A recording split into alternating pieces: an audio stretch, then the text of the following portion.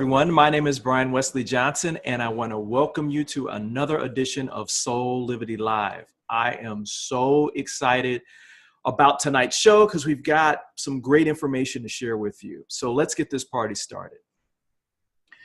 You know, early in my life, when I would wake up in the morning, I always had this thought. And the thought was, what is today going to be like for me? A simple question, right?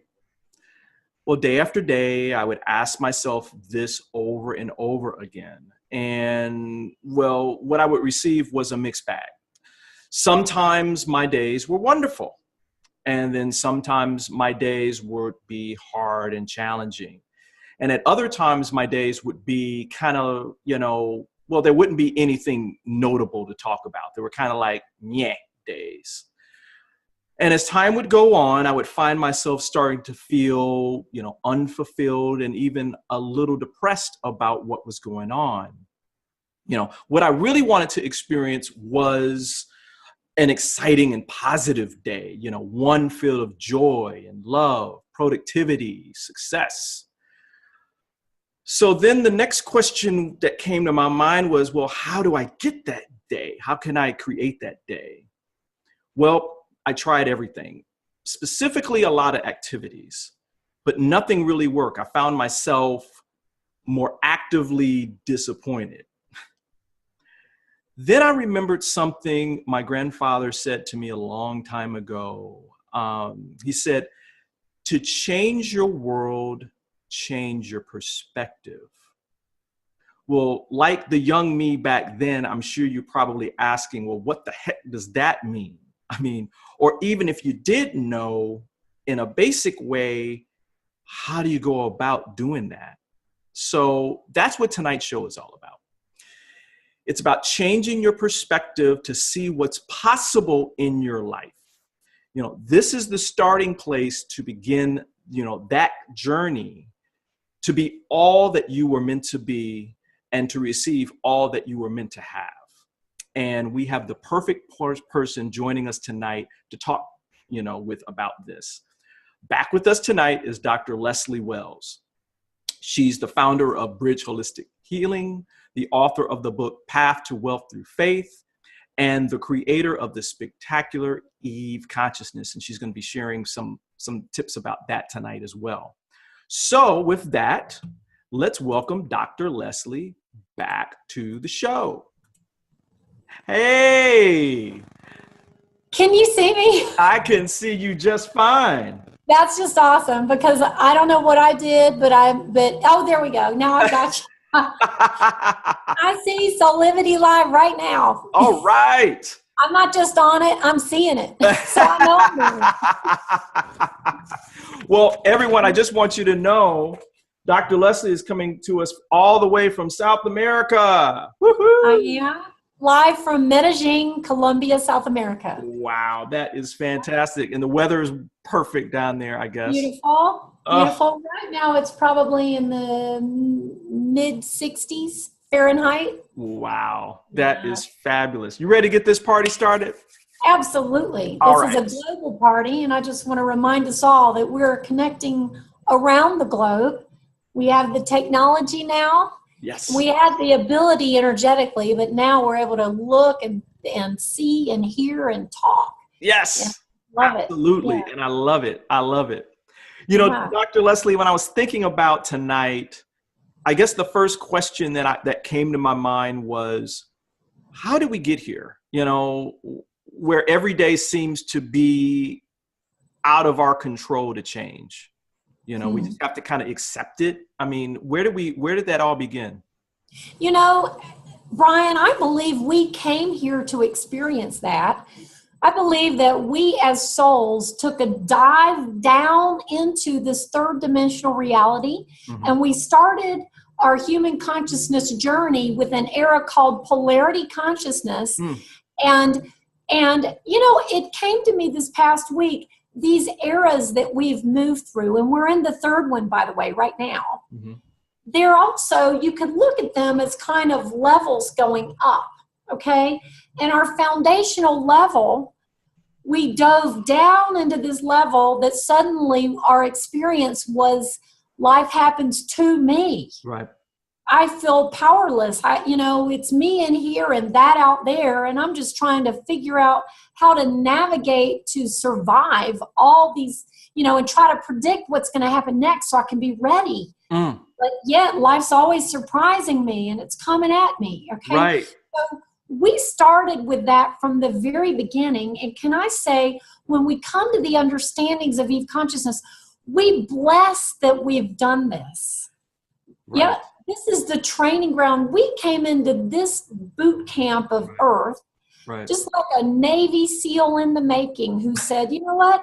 I have a vision of becoming that special forces agent with high-level talents that knows how to navigate and do things that I've never known how to do. And to get between me here and that ability there, I'm going to go through HELL, intentionally on Earth. Right. We came in to work and struggle, with our perception and this whole polarity realm around us to work with the contrast. So I guess what you're saying is, and I think this is an important thing I want to highlight, where people are right now in their lives. They're there for a reason, and they should bless it as they start doing things what they love to do, and they go through this other process to kind of gain the skills so they can manifest and that kind of thing. Correct? Yeah.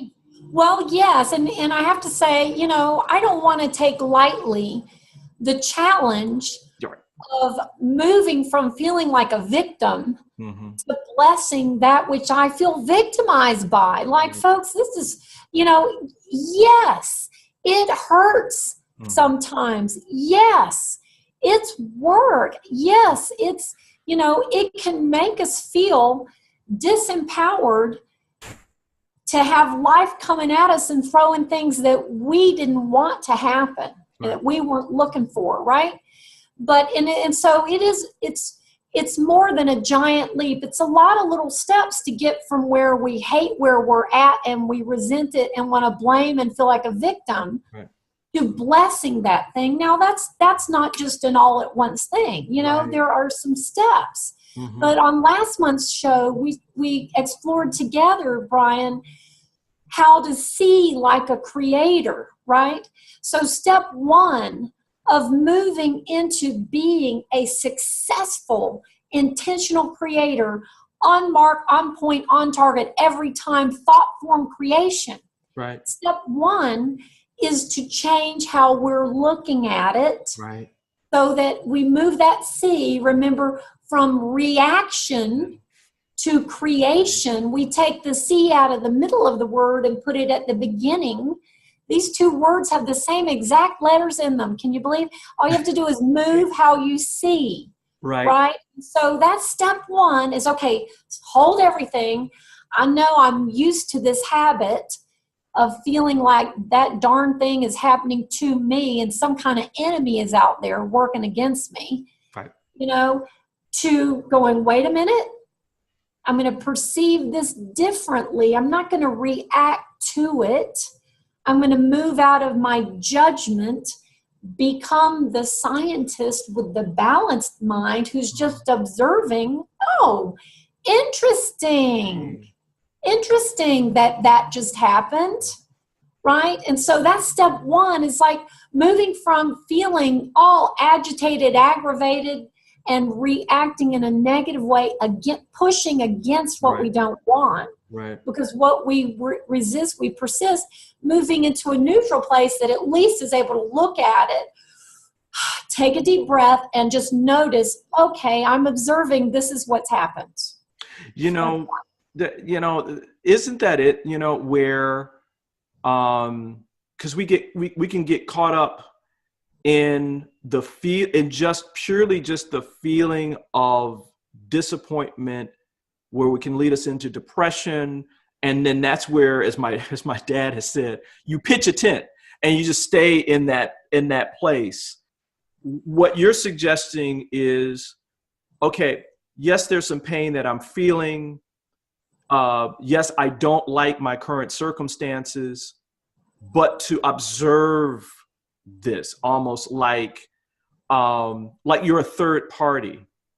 Yes, yes. And Brian, if I could add a little piece in there, I think this is critically important. This is so important that we don't move into that third party neutral perspective without first acknowledging, allowing, and processing any emotions that have come up for us about that thing.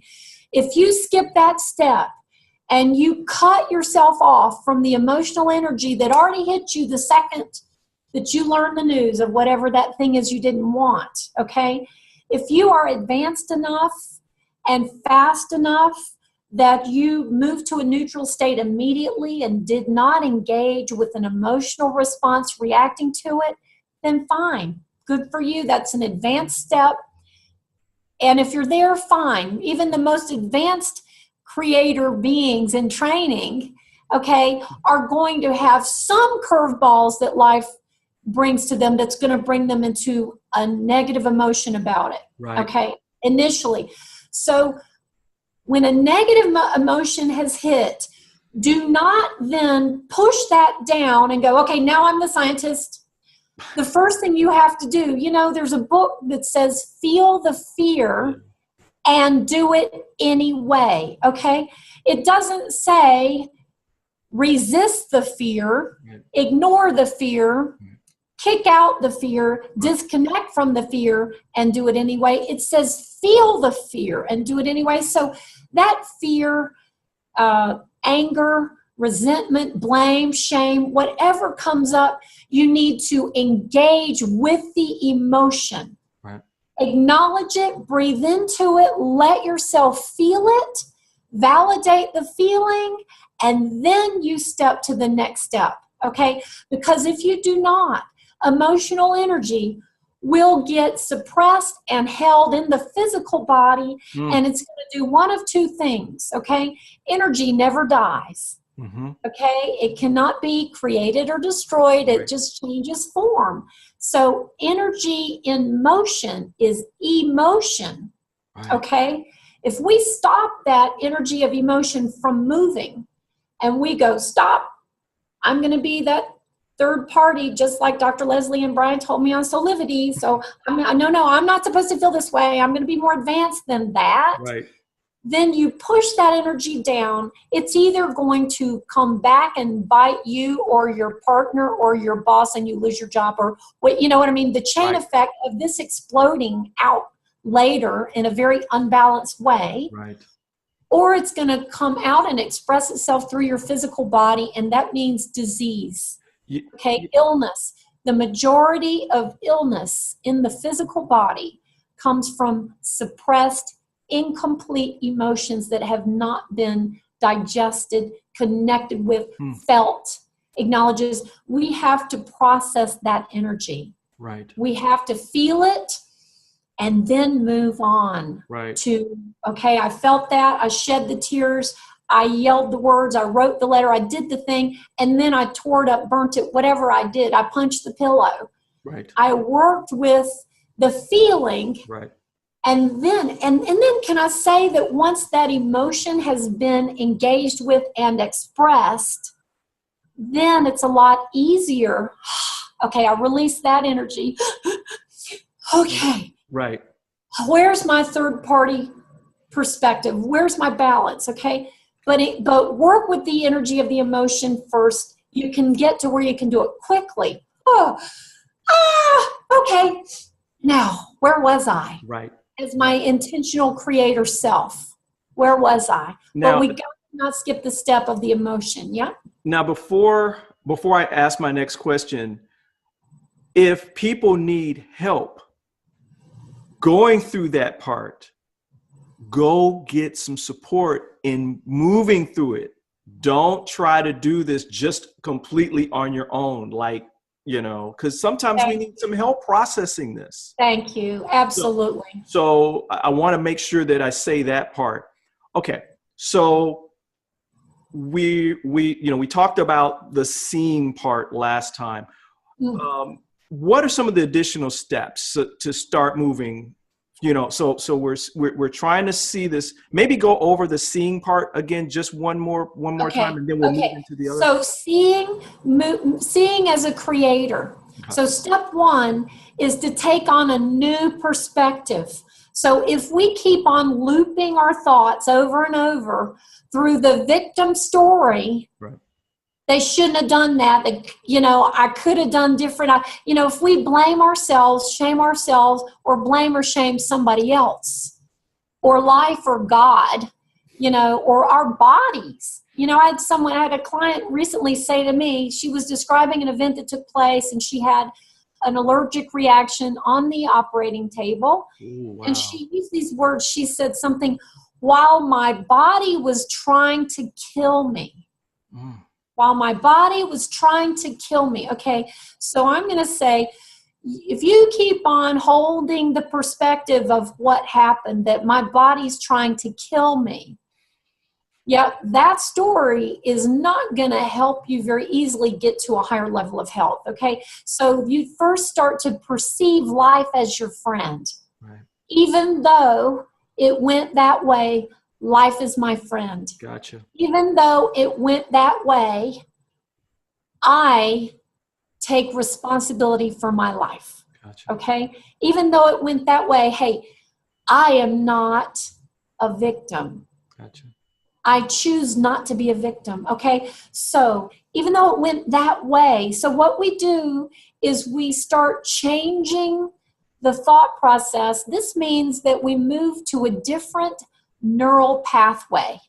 Instead of hanging with that thought pathway, most of us have had an old habit of blaming others for what we don't like and what we don't want. Mm-hmm. And to start to see as a creator means we start letting go of those old thought habits or even thought addictions, letting go of those old neural pathways that say it's their fault, it's the government's fault, it's my boss's fault, it's my daughter's fault, it's my, and we start letting go of that. Mm-hmm. That is your step into a new perspective that says, I'm in charge. Me. My field, right? My field is responsible for what comes to me in life. Right. So interesting that this has happened. What am I projecting? What signal am I emitting? Like a radio signal coming out from that broadcast radio station, okay? Mm-hmm. What signal am I emitting that is drawing this in as its match, okay? That's so when we start to hold that balanced perspective that just sees it as something that happened, notice that it's a symptom, a sign, an indicator of my signal that's going out, my energetic vibrational signal that's going out into the world, into the universe, is calling that in. Mm-hmm. Then we will begin to say, oh, but you know what? I liken this to someone having an expression of something they don't like through their body. That, okay, let's just say you get a really bad stomach ache. How many times have you gotten a really bad tummy ache, a really upset stomach, and then you go, what did I eat for lunch? Okay? Instead of being just a victim of my stomach hurts, my stomach hurts, my stomach hurts, the next step is to go, how did this happen? And a lot of times we'll say, what did I eat for lunch? What did I eat? Is there something I ate that has upset, my body's not working well with? Okay? So start looking at life. When life brings you indigestion, then look and say, what did I put out there that this is responding to? Okay? So that's a new way of looking. Instead of holding, I'm just a victim in a meaningless way. Gotcha. We move to the higher place that says, what signal am I putting out that's a match to this? Gotcha. This is where we're not thinking out of reactivity to what is happening in our life, but we think as a creator. Gotcha. Like we put on the detective's cap, the doctor's hat. Let's see, what is this a sign and symptom of? What's the cause here in my vibrational signal that's going out? Gotcha. And, when we were offline, you talked about, okay, seeing the target and then now bring your focus toward trying to hit that target. What was that? Yes. Okay. Yes. Okay. So we look at what we don't like, and then we take self-responsibility that says, where is my signal that's matching this, or noticing that my signal's off somewhere, right? Or I wouldn't have this happening. So because I've had something come at me that I don't want, I'm going to let it be my catalyst to have a creative idea for what I do want. What is the solution for this thing that just came? Gotcha. I have a problem that's come. What is the solution? This is how your life becomes the catalyst for new creative thought. And so step one is to not wallow in, I'm a victim. Instead of life happens to me, remember life happens through me. So thank you very much for happening. Life happens through me. My signal, I'm going to fine tune my signal, and I'm going to let this thing that I don't want that just happened help me do that by causing me to imagine what its solution would be or what its opposite would be. Right. So if my finances are at the pits, if I'm trying to figure out if I lost all of my investments yesterday in the stock market crash, okay, then what is that loss going to cause me to imagine I would like to have by having that? So what if I let this take my mind towards, I'm imagining that I'm moving into incredible financial ease and gain. Right. I'm imagining, like, I'm feeling so restricted by what's not happening with my bank account right now. Mm-hmm. What would the opposite of that be? Tony Robbins said, most people don't know what we want, but we know what we don't want, right? And so when what we don't want happens, we allow that to inspire a vision for its opposite, right? Right. Now, that's where we begin to focus. We focus on that. On this. Yeah. Now, in terms of what we're going to focus on, and then I've got a question that came in that I would love for you to answer. I was always kind of taught from different teachers and different, new thought teachers.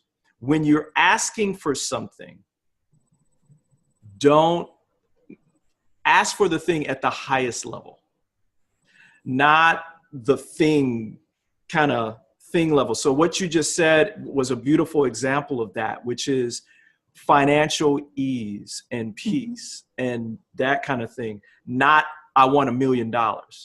Well, right. Because, if it hits like the Great Depression did in the United States in the early 1900s, all of a sudden truckloads full of dollar bills aren't really worth much at all. You got to carry in a barrel full of dollars to get a loaf of bread and some eggs. Right. Right. Not really the dollars that you want. You imagine that.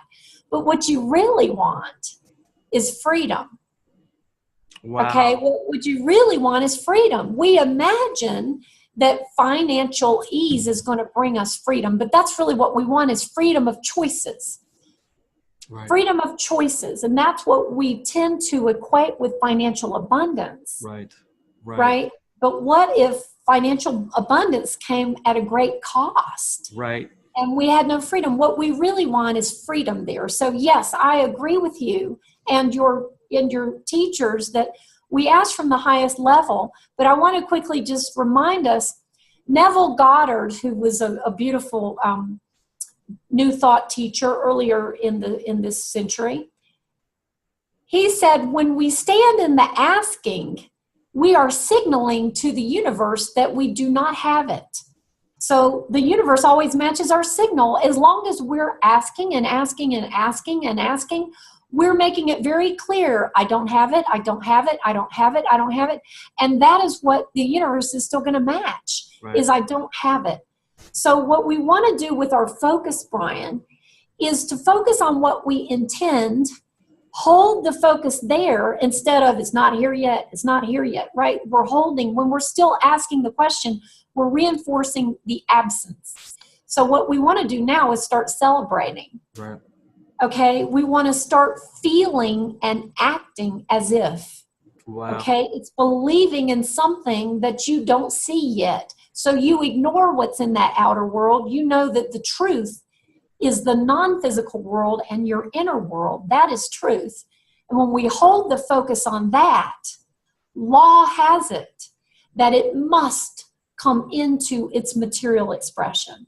Gotcha. Whether it's a relationship or a job or, you know, the life of your dreams in whatever form, it has to come into your reality. But you got to feel the feelings, find the emotions now. We talked about emotions earlier.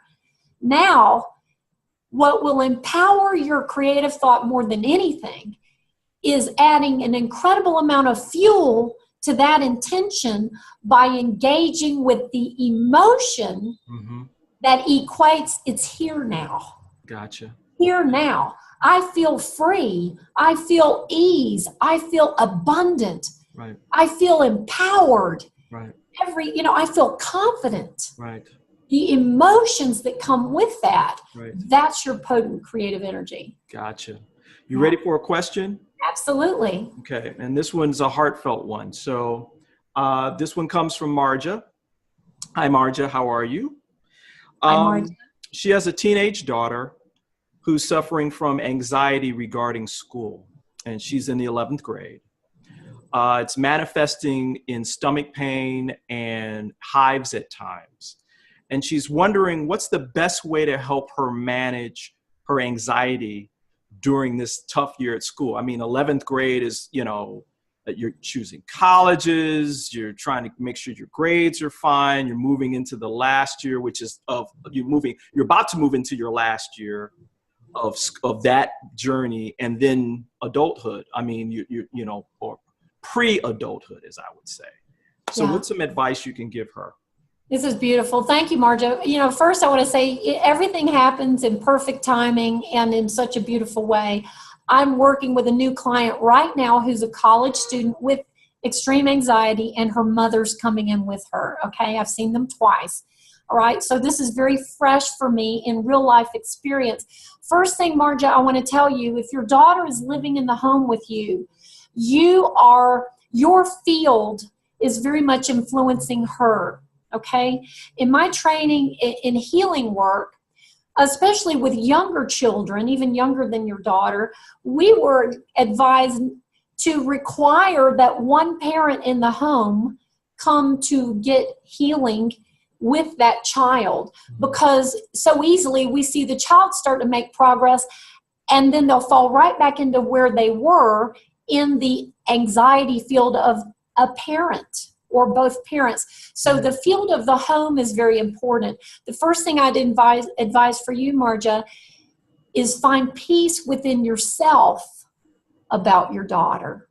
Okay? Find peace within you. When you look upon her circumstances and when you look upon what's happening with her classes and her decisions for her future and all of that, and you smile at her and say, darling, I have total confidence in what's happening for you. I am so excited about how your life is unfolding, and I see it already. When you begin to act as if, and you're demonstrating, your child learns by your example. And when you're getting anxious because she's anxious, I promise you're adding to her anxiety. And when you start bringing in peace in your heart and in your mind, and when you start demonstrating peace in your heart and mind about your own life challenges, she will learn from you. So act by example, okay? Give her love and support, but don't buy into her being a victim, her being disempowered, okay?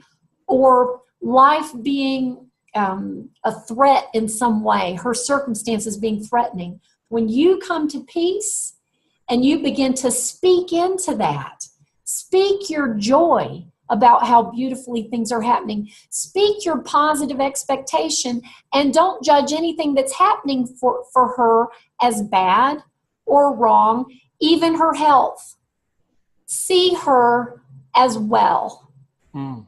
Tell her that her body is so perfectly functioning and bringing itself more and more. Every breath is becoming more whole.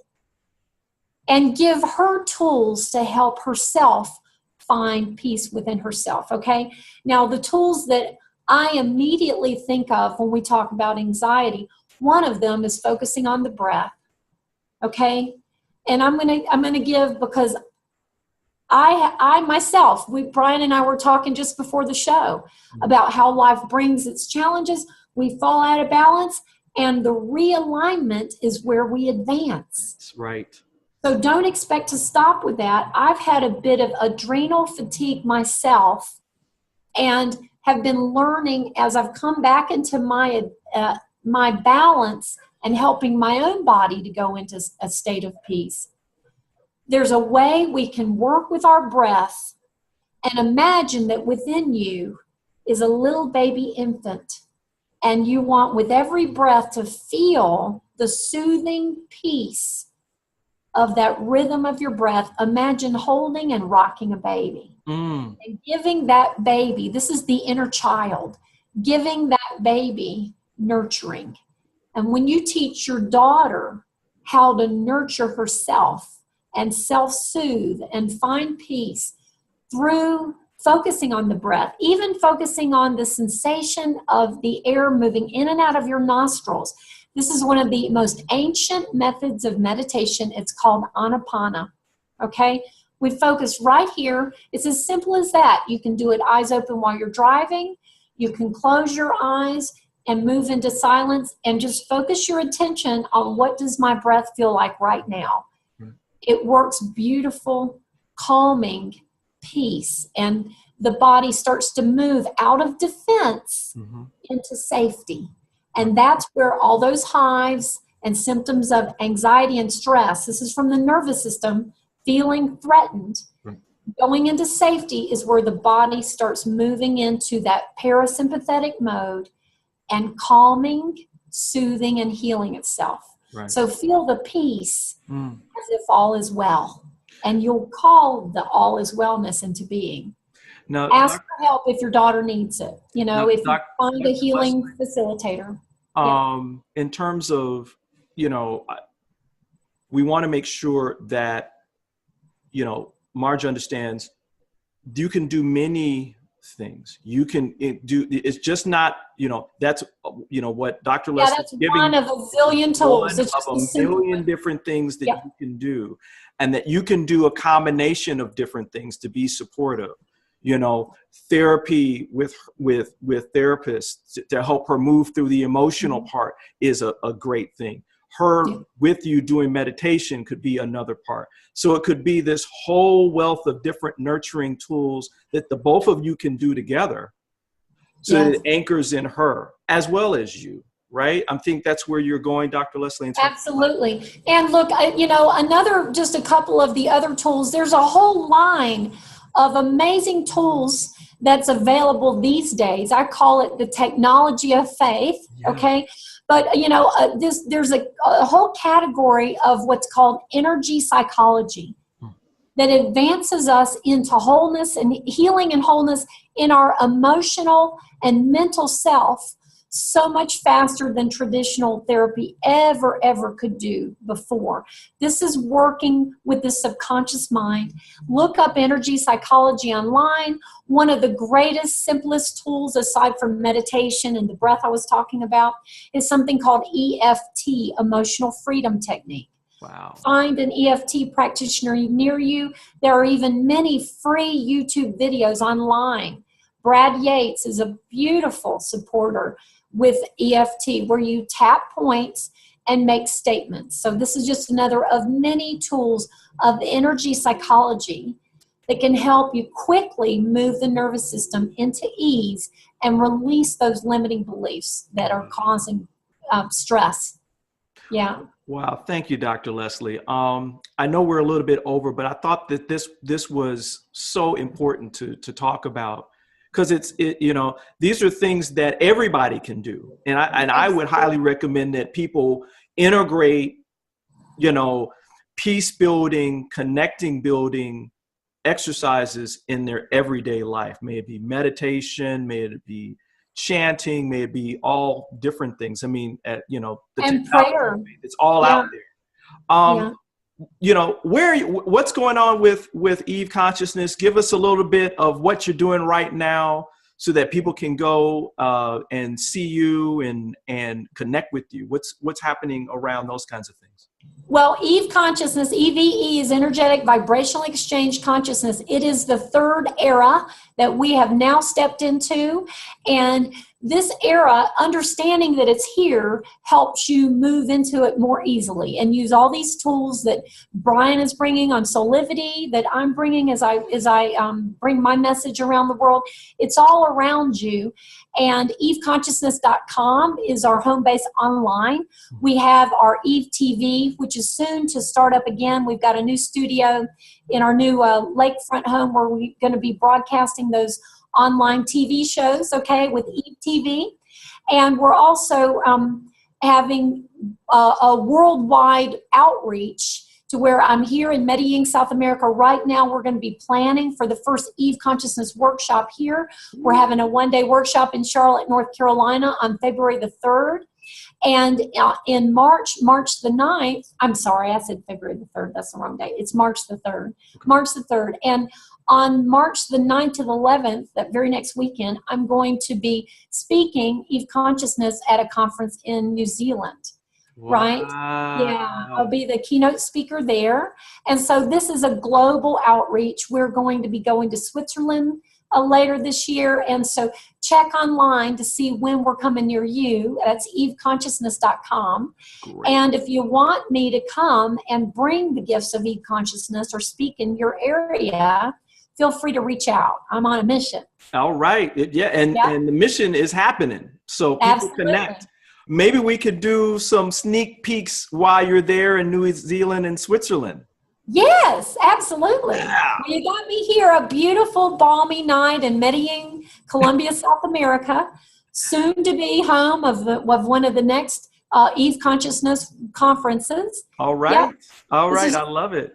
Yeah. I love it. I love it. Dr. Leslie, as always, I mean, fabulous having you here, sharing this information. Of course, everybody, Dr. Leslie will be back next month. We're going to continue this discussion down the Step 3 next month. so Step 1 is see like a creator. Pick the higher perspective. Step 2 is focus. Focus, masculine energy. Keep your eye on the target. Don't look at what you don't want. Let it move you to what you do want. Step 3, tune in next month. So you have to tune in, everybody, next month. I want to remind everybody that you have access to all of this inspiration, including the videos and other articles via our mobile app, which is available on Google Play and the App Store. With that, thank you, Dr. Leslie, again for being on the show. This is Brian Westley Johnson saying thank you for joining us. And of course, I'm wishing you love, peace, happiness, and great, great living. Good night. Good night.